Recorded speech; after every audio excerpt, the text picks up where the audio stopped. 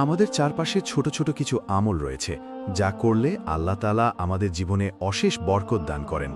চলুন জেনে নেই সেই বরকতময় 10টি ছোট আমল। আমল 1, প্রতিটি কাজ বিসমিল্লাহ বলে শুরু করুন। এতে আপনার কাজ বরকতময় হবে এবং আল্লাহর সাহায্য আপনার সঙ্গে থাকবে। আমল 2, একজন মুসলিম ভাই বা বোনকে সালাম দেওয়া। ছোট কিন্তু অনেক বড় ফজিলতের কাজ। এতে ভালোবাসা এবং শান্তি বৃদ্ধি পায়। আমল 3, সকাল বিকেলের জিকির করা আমাদের সুরক্ষা দেয় এবং সারাদিনের কাজ বরকতময় করে তোলে। আমল 4, প্রতিদিন বেশি বেশি ইস্তেগফার করা। এতে আল্লাহ গুনাহ মাফ করেন, রিজিক বাড়ান এবং দুশ্চিন্তা দূর করে দেন। আমল 5, নিয়মিত নামাজ পড়া। নামাজই হলো বরকতের চাবিকাঠি। নামাজ ছাড়া আমাদের জীবনে কোনো বরকত আসতে পারে না। আমল 6, পিতামাতার প্রতি ভালো আচরণ করুন। তাদের সন্তুষ্টি অর্জন করলে আল্লাহ আপনার জীবনের রিজিক ও সফলতা বাড়িয়ে দেবেন।